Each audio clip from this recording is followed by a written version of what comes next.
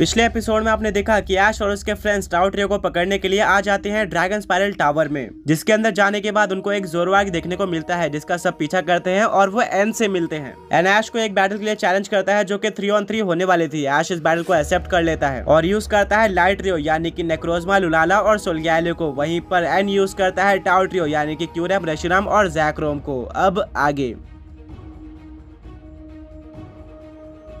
Battle start हो जाती है और यहाँ पर टक्कर की बैटल हो रही होती है। दोनों ही ट्रियो काफी स्ट्रॉन्ग लग रहे थे। रेशिराम अपने सिग्नेचर अटैक ब्लू फ्लेयर का यूज करता है, जिसके काउंटर में सोल्गैलियो भी अपने सिग्नेचर अटैक का यूज करता है जो कि सन स्टील स्ट्राइक। दोनों ही अटैक टकरा जाते हैं और किसी भी पोकेमॉन को डैमेज नहीं पड़ता है। बट इसी बीच में क्यूरेम भी अपने सिग्नेचर मूव ग्लेशिएट का यूज करके सोल्गैलियो को काफी डैमेज दे देता है। जैक्रोम भी बोल्ट स्ट्राइक का यूज करता है। वहीं पर रेशिराम एक और बार ब्लू फ्लेयर का यूज करता है। सारे अटैक सोल्गैलियो के ऊपर थे और सारे सिग्नेचर अटैक सोल्गैलियो के ऊपर लग जाते हैं, जिससे सोल्गैलियो को काफी डैमेज पड़ता है और वो जमीन पर गिर जाता है। ये देखकर नेक्रोजमा को काफी गुस्सा आता है और वो यूज करता है अपने सिग्नेचर अटैक फोटोन गीजर का क्यूरेम के ऊपर, जिसको क्यूरेम डॉज कर लेता है। बट उसके पीछे जैक्रोम था जिसके ऊपर फोटोन गीजर लग जाता है, जिससे जैक्रोम का बैलेंस बिगड़ जाता है और इसी का फायदा उठाते हुए लुनाला भी जैक्रोम के ऊपर मून गेज बीम का यूज कर देता है, जिससे जैक्रोम नीचे गिर जाता है। अब रेशिराम और क्यूरेम मिलकर ग्लेशिएट और ब्लू फ्लेयर का यूज करते हैं सोल्गैलियो पर, जो कि नीचे गिरा हुआ होता है, जिसके चलते वो इस अटैक को डॉज नहीं कर पाता और सोल्गैलियो बैटल में हार जाता है। वहीं पर बदले में लुनाला और नेक्रोजमा भी अपने अपने सिग्नेचर अटैक यानी कि मून गेज बीम और प्रिज्मेटिक लेजर का यूज करते हैं जैक्रोम पर। वो भी नीचे गिरा हुआ होता है, जिसके चलते वो इस अटैक को डॉज नहीं कर पाता। पर जैसे ही वो अटैक जैक्रोम के ऊपर लगने वाला था, उसके बीच में क्यूरेम आ जाता है और दोनों ही अटैक क्यूरेम के ऊपर लग जाते हैं, जिससे क्यूरेम को काफी ज्यादा डैमेज पड़ता है और वो जमीन पे गिर जाता है। इसका फायदा उठाते हुए नेक्रोजमा यूज करता है नेट स्लैश अटैक का क्यूरेम पर। वहीं पर लुनाला यूज करती है हाइपर बीम का। दोनों ही अटैक क्यूरेम के ऊपर लग जाते हैं और एक काफी बड़ा एक्सप्लोजन होता है, जिसके साथ क्यूरेम ये बैटल हार जाता है। वहीं पर जैक्रोम, जो कि ऑलरेडी काफी वीक हो गया था, वो वापस खड़े हो जाता है। अब इस बैटल में दोनों ही ट्रियो से सिर्फ और सिर्फ 2 ही पोकेमॉन्स बचे हुए थे। लाइट ट्रियो से बचे हुए थे नेक्रोजमा और लुनाला। वहीं पर टाओ ट्रियो से रेशिराम और जैक्रोम बचे हुए थे। देखना ये था कि इन दोनों में से कौन जीतता है। अब जैक्रोम यूज करता है आउटरेज अटैक का, जो कि एक फिजिकल अटैक था, जिसके लिए वो लुनाला के पास आ जाता है। पर जैसे ही जैक्रोम आउटरेज का यूज करने वाला होता है, वैसे ही लुनाला यूज कर देती है फैंटम फोर्स का, जिससे वो जैक्रोम के पीछे चली जाती है और फैंटम फोर्स का यूज करके उसको डैमेज दे देती है।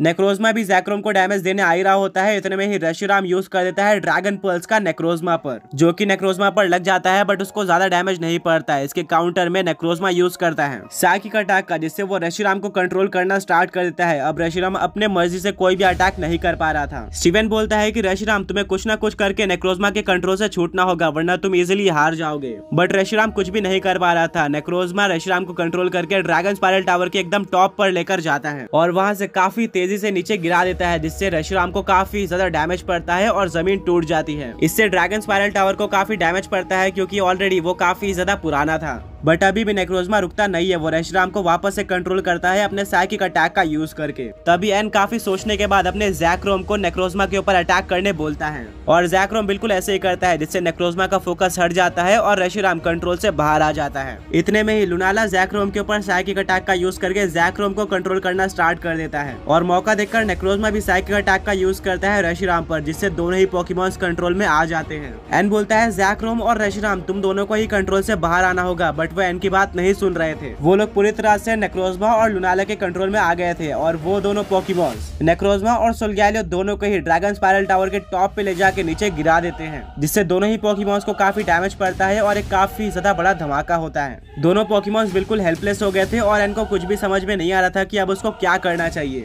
नेक्रोजमा और लुनाला वापस से साइकिक अटैक का यूज करके दोनों ही पोकेमॉन्स को ड्रैगन स्पाइरल टावर के टॉप पे लेके जाते हैं और वापस से नीचे पटक देते हैं, जिससे वो दोनों पोकेमॉन्स और भी वीक हो जाते हैं और नेक्रोजमा और लुनाला यही चीज बार बार रिपीट कर रहे थे, जिससे रेशिराम और जैक्रोम वीक होते जा रहे थे। फाइनली वो इतने वीक हो चुके थे कि वो उड़ भी नहीं पा रहे थे। ऐश बोलता है फाइनली नेक्रोजमा और लुनाला, यही मौका है, इन दोनों पोकेमॉन्स को खत्म कर दो। अपने अपने सिग्नेचर मूव यानी कि मून गेज बीम और प्रिज्मेटिक लेजर का यूज करो। दोनों पोकेमॉन्स बिल्कुल ऐसा ही करते हैं। रेशिराम और जैक्रोम काफी ज्यादा वीक हो चुके थे। वो एक दूसरे का हाथ पकड़ते हैं और दोनों ही अटैक उन दोनों पोकेमॉन्स के ऊपर लग जाते हैं, जिससे ड्रैगन स्पाइरल टावर में काफी ज्यादा डिस्ट्रक्शन होती है और काफी ज्यादा धुआं हो जाता है। ऐश बोलता है कि मुझे नहीं लगा था कि टाओ ट्रियो इतना ज्यादा वीक होगा और इतना इजीली हार जाएगा। एन भी काफी ज्यादा शॉक रह जाता है क्योंकि लाइट ट्रियो के सामने टाओ ट्रियो कुछ भी नहीं कर पाया था, जबकि लाइट ट्रियो और टाओ ट्रियो की पावर लगभग इक्वल है अगर हम किसी फॉर्म को ना काउंट करें। वहाँ पर काफी ज्यादा धुआं हो गया था जो कि काफी टाइम तक हटने का नाम नहीं ले रहा था और कुछ टाइम बाद वो धुआं हट जाता है और हमें देखने को मिलता है कि लुनाला और नेक्रोजमा बिल्कुल सेफ वहीं पर उड़ रहे थे,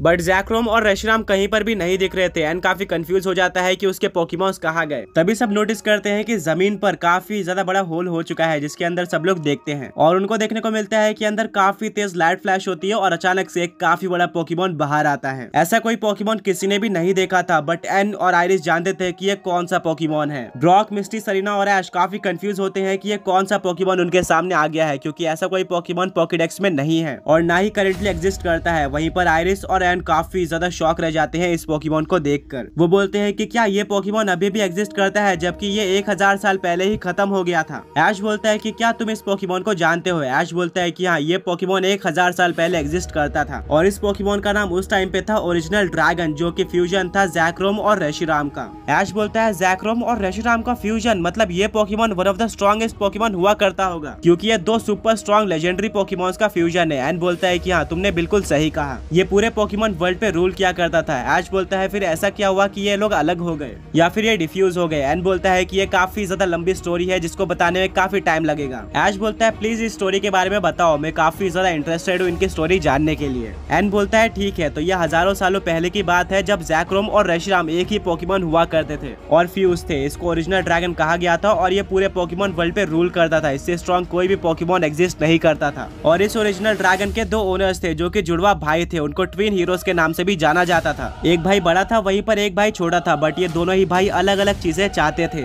बड़े भाई को सच या फिर ट्रुथ काफी ज्यादा पसंद था, वहीं पर छोटा भाई आइडियल्स में बिलीव करता था और ये दोनों ही अपने ओपिनियन को लेकर हमेशा फाइट करते रहते थे कि किसका ओपिनियन सही है और कौन सही साइड पर है। इस झगड़े को देखते हुए ओरिजिनल ड्रैगन, जो कि उस टाइम का सबसे स्ट्रॉन्ग पोकेमॉन था, वो स्प्लिट हो गया 2 अलग अलग पोकेमॉन्स में। सबसे पहला पोकेमॉन था रेशिराम। ये एक फायर और ड्रैगन टाइप पोकेमॉन था जो कि व्हाइट कलर का था। इसने साइड ली ओल्डर ब्रदर की। वहीं पर सेकंड पोकेमॉन था जैक्रोम, जो कि एक ड्रैगन और इलेक्ट्रिक टाइप पोकेमॉन है। इसका कलर ब्लैक था और इसने छोटे भाई की साइड ली जो कि आइडियल्स में बिलीव रखता था। दोनों भाइयों ने इन पोकेमॉन्स को काफी बार फाइट भी कराई थी ये जानने के लिए कि इन दोनों में से कौन सा पोकेमॉन ज्यादा स्ट्रॉन्ग है और कौन सही साइड पर है, बट ये दोनों ही पोकेमॉन्स पावर में बिल्कुल इक्वली मैच करते थे, जिसके चलते इन दोनों में से कोई एक पोकेमॉन कभी भी किसी दूसरे पोकेमॉन को डिफीट नहीं कर पाया था। इनकी बैटल का या तो रिजल्ट नहीं आता था या फिर ये बैटल टाई हो जाती थी।